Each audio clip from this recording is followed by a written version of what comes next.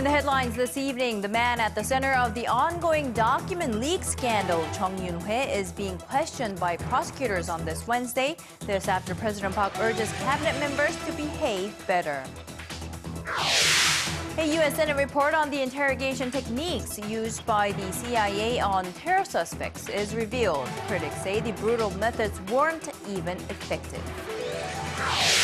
Organizers are putting final touches on preparations for the ASEAN-Korea Commemorative Summit, which will open its doors tomorrow. We have these stories and more coming right up.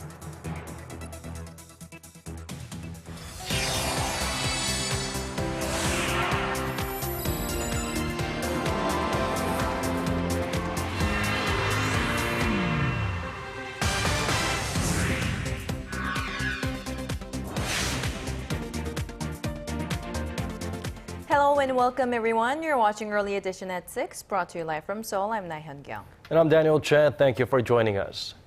We start with the ongoing scandal surrounding Korea's presidential office. The man at the heart of it all is Jeong Yun-hoe.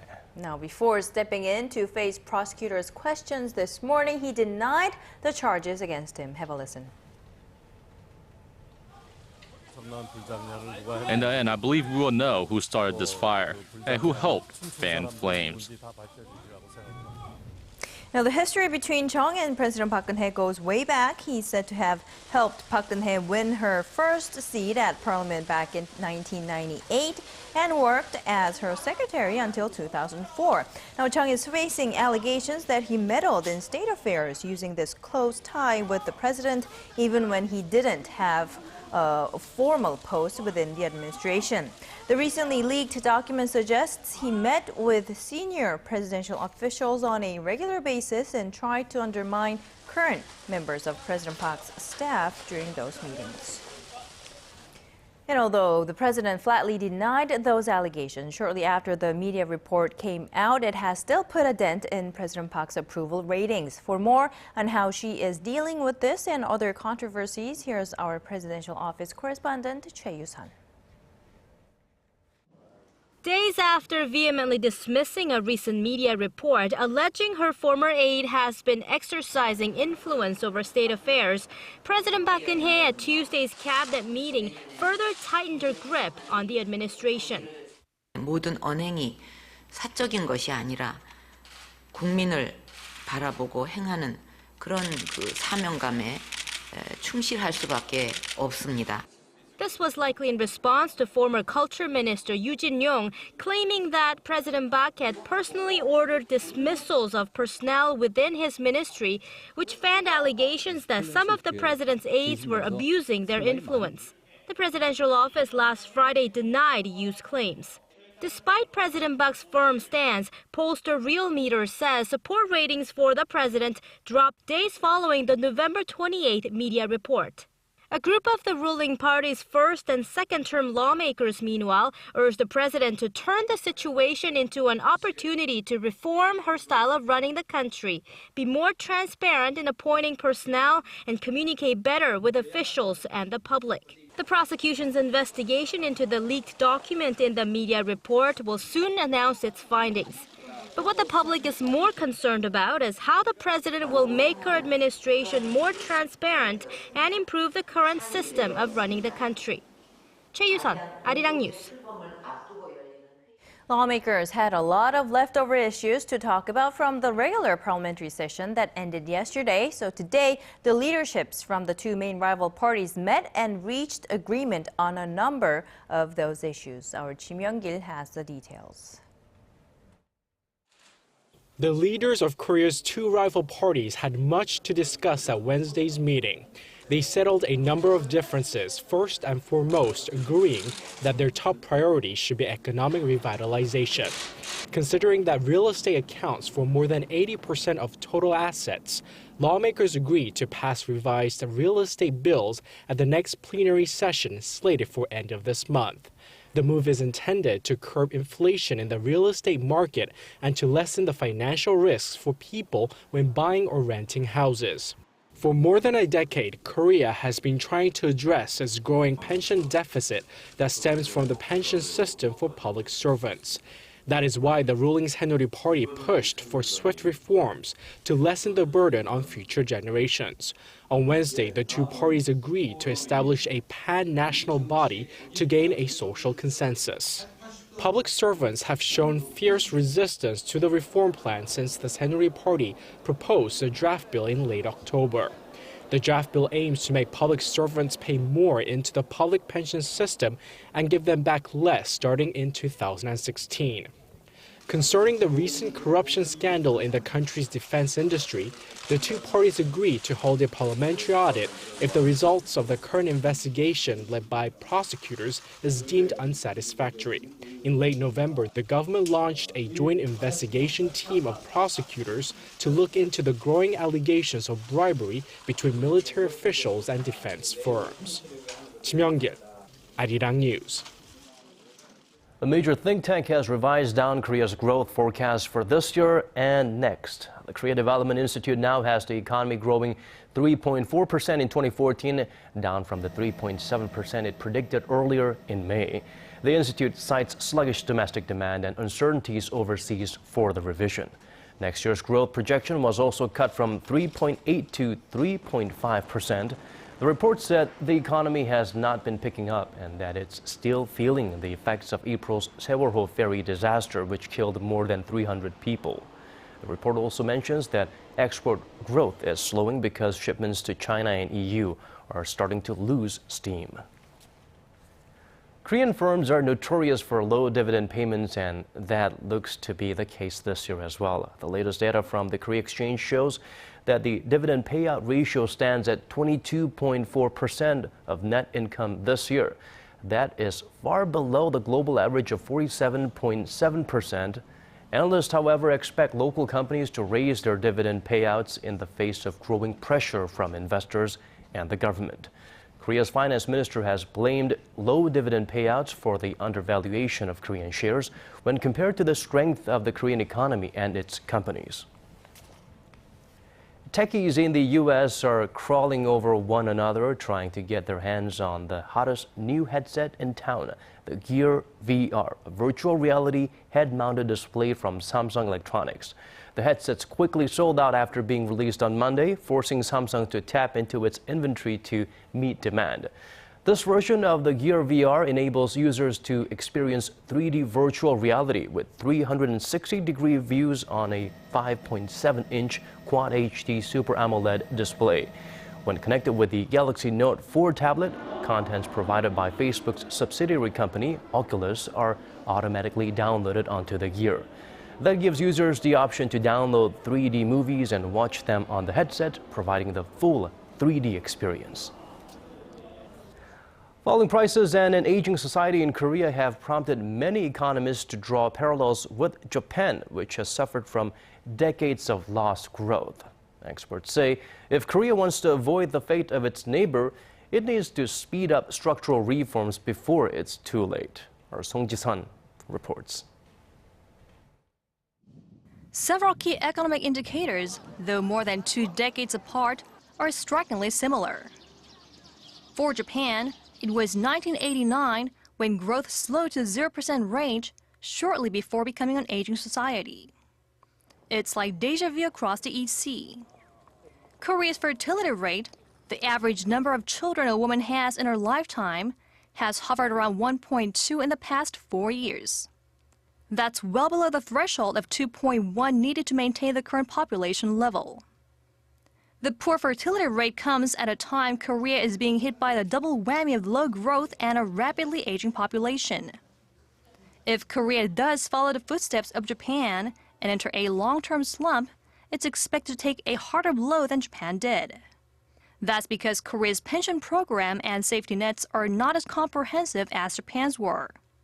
Retirees and those preparing for their later years will cut back in spending, in turn fueling deflation and creating a vicious cycle. Economists say to prevent a long-term recession, reforms are needed, especially in the labor and manufacturing sectors. The government will also have to seek more flexible and efficient policies. The reason Japan could not counter a recession was that their measures were too short-sighted. In order not to follow Japan's footsteps, Korea's reform and restructuring must be aimed at securing growth engines in the long term, which could raise its growth potential. To realize that potential, economists say priority must be given to creating more jobs for the younger generation before extending the retirement age. Experts point out that Korea has one competitive edge at the moment. Its asset bubble is not as severe as Japan's. But they say reforms are needed now and needed quickly. 송지선, Arirang News. Amid the ongoing controversy, or what many are calling the nut rage incident, Korean Air's Vice President Jeong Yun-hoe has officially called it quits. The public was still angry even after she stepped down from her duties related to flight services, so now she has offered her full resignation. Our Connie Lee has more. Korean Air's Vice President Jeong Yun-hoe officially offered to resign late Wednesday, and her seat on the company's board of directors is to be determined. This comes after she stepped down from all her posts related to Korean Air flight services on Tuesday amid all the controversy. She has been the center of public attention these days. Local papers and social media networks poke fun with Jeong Yun-hoe and her nut rage, making her star in some cartoons and drawings. Take a look at this mock-up poster of Nut Air, an homage to one Hollywood movie. The infamous incident took place last Friday.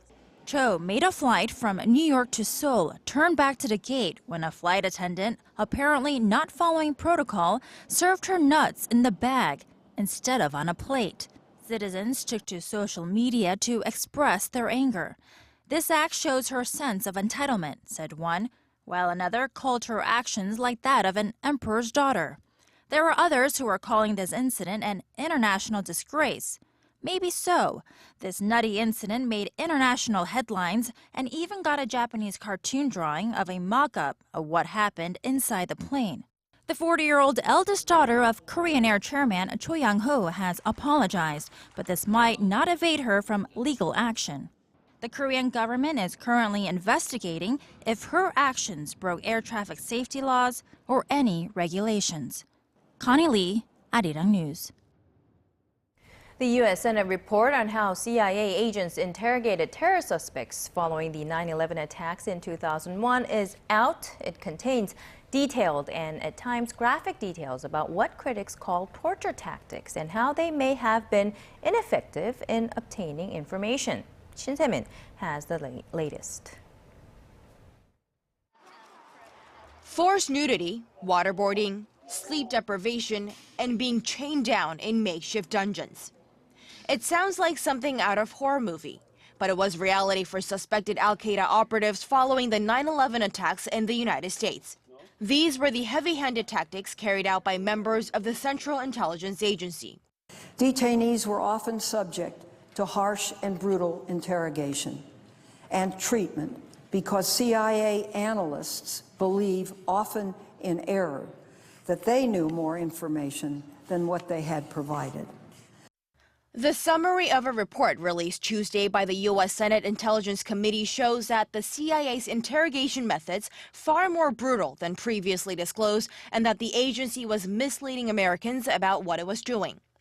It also found that the methods weren't even effective.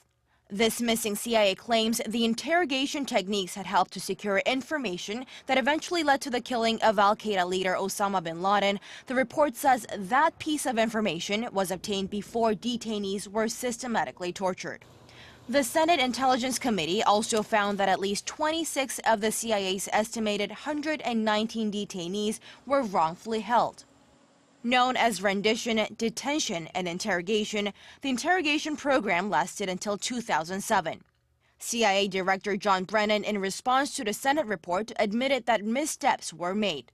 He said the agency had learned from its mistakes, but also took issue with the report's characterization that the detention and interrogation program was ineffective.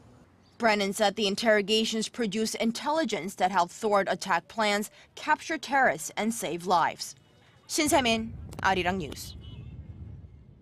Shifting our focus to this country's national defense capabilities, South Korea is no longer need to lean on U.S. systems to detect and potentially destroy missiles fired by North Korea. The South Korean military has implemented a new counter-strike system that fills that role. The Defense Acquisition Program Administration says the system utilizes drones, high-tech radar systems, and Aegis destroyers to detect unusual movements from within the North in real time, while simultaneously alerting and sending out specific coordinates to units so they can better snuff out the threats. A committee at the United Nations recently approved a resolution denouncing North Korea's grave human rights violations. International attention on the North is building, but what do regular South Koreans think? Our Kwon So-wa took to the streets to find out. The people in our country don't know just how happy their lives really are, and I feel so sorry for the North Korean people. I feel bad that they're living under a repressive government. Something should clearly be done, especially since the UN is taking action. Now's the best time for this problem to be resolved. The world knows it's happening. Human rights violations in North Korea have been denounced for decades, but nothing could be done to prevent them. More than 70% of South Koreans think human rights issues in the North are very serious. But Shin Dong-hyuk, the only North Korean defector who was born, raised in, and successfully escaped from a concentration camp, says South Koreans are not aware of the scale of the problem. A documentary on his life, Camp 14 Total Control Zone, shows what life is like for the camp's 15,000 prisoners. Shin says they are treated like animals, with no freedoms at all. While the North denies the existence of such camps, satellite images show otherwise. Prisoners are subjected to extreme hunger, torture, and public executions.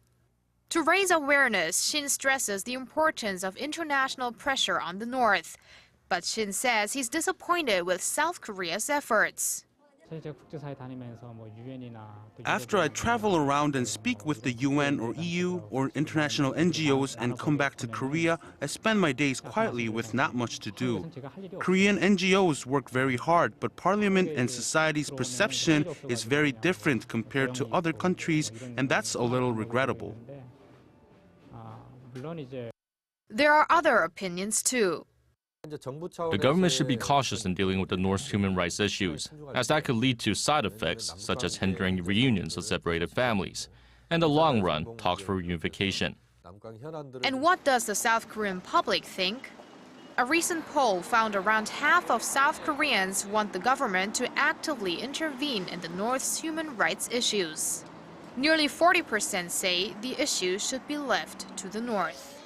Kwon So-wa, Arirang News. Business partners face a one-day entry ban. 77. Digging deeper, getting to the bottom of stories that impact your life. Talking with you on air and online. Connecting you with experts on the world's most pressing issues. News and current affairs at its best. With Na Hyung-kyung and Daniel Che. Arirang News. Arirang News. Arirang News. On Early Edition at 6.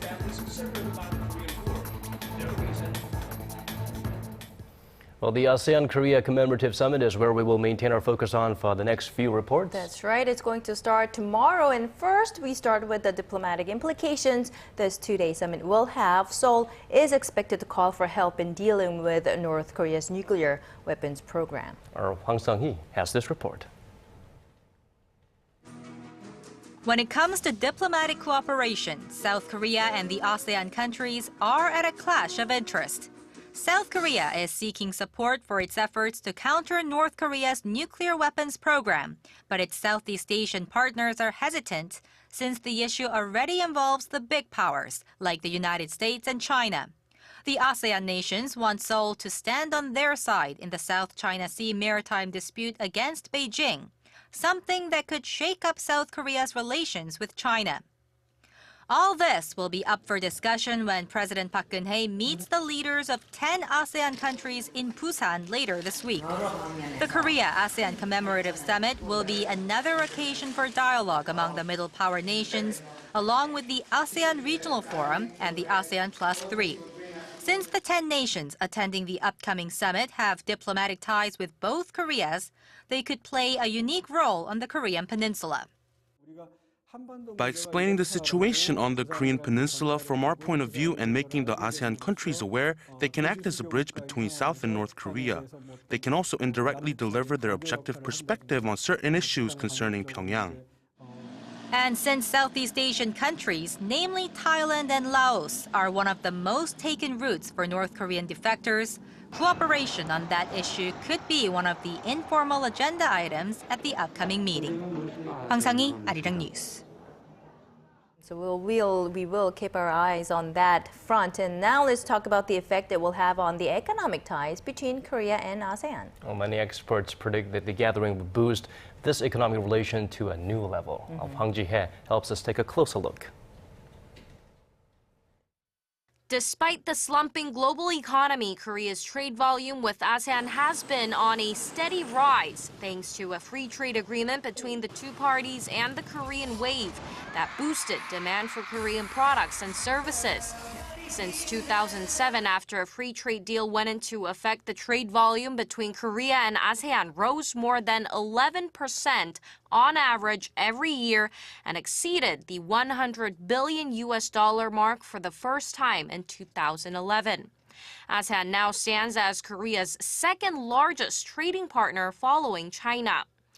But when looking at their economic relationship in the longer term, experts point out the excessive trade surplus that Korea is recording with the Southeast Asian group.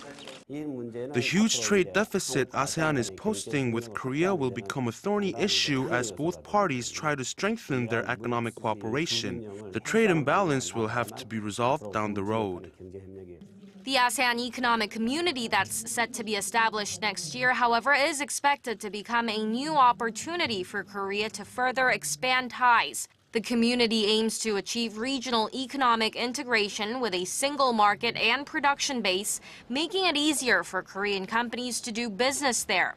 During the two-day summit in Busan, Asian leaders will also lay out a blueprint for cooperation and set a new goal of increasing trading volume to $200 billion by 2020. Hwang Ji-hye, Arirang News. Well, you know what? It's not just the leaders of the 10 ASEAN members countries who are in Korea this week for a commemorative summit. Well, the representative landmarks of their respective countries are more or less making a visit as well. You know what I mean by looking at this next report. Here's our Park Ji-won.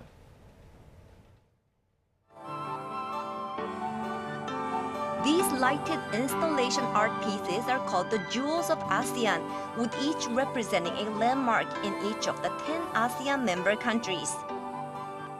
From the magnificent Sultan Omar Ali Saifuddin Mosque in Brunei to the famous Buddhist site of Sheragan Pagoda in Myanmar, the replicas are set up at Gwanghwamun Square, facing Korea's landmark Gyeongbokgung Palace. They symbolize the rich cultures and values of the ASEAN countries. We are the traveler from Thailand, and we are happy to see our landmark from Thailand. It's Wat Arun. It's a representative temple in Thailand, very popular in Thailand. The exhibition was organized to celebrate the beginning of the two-day ASEAN-Korea Summit that starts Thursday in the southeastern port city of Busan.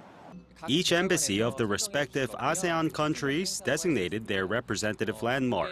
They symbolize each member country's cultural heritage, their history, and their future. We hope the project facilitates a deeper understanding of ASEAN countries among the Korean public. During the exhibition period, a tourism booth will provide visitors information on popular tourist destinations in ASEAN member countries. Fun events like quiz competitions are in store as well. Park Ji-won, Arirang News.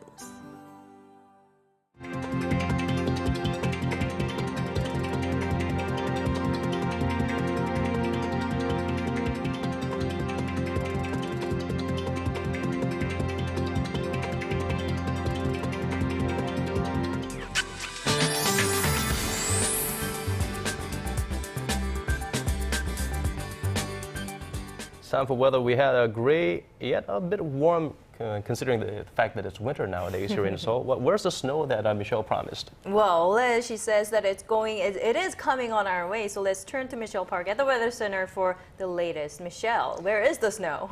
Well, good evening. First of all, it was warm and temperatures rose to seasonal averages, but it's about to get cold and snowy. And as you can see, clouds are moving in from the west, and those will drop rain or even snow by later tonight. And we aren't expecting huge amounts though. Up to 1 centimeter is forecast to fall in most regions, whereas Gangwon province and mountainous regions can expect up to 5.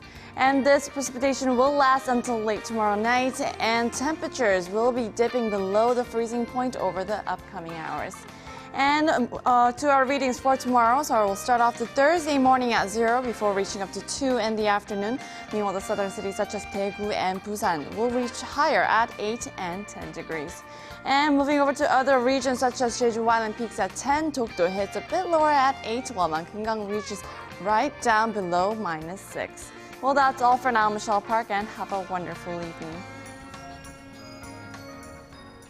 Thanks, Michelle. We've come to the end of our newscast. Thank you for staying with us. If you're tuning in from different time zones, do have a wonderful day. This has been Daniel Chen. And I'm Nae Hyun-kyung. If you are in Korea, do stay warm. Daniel and I will be back tomorrow. Bye-bye for now.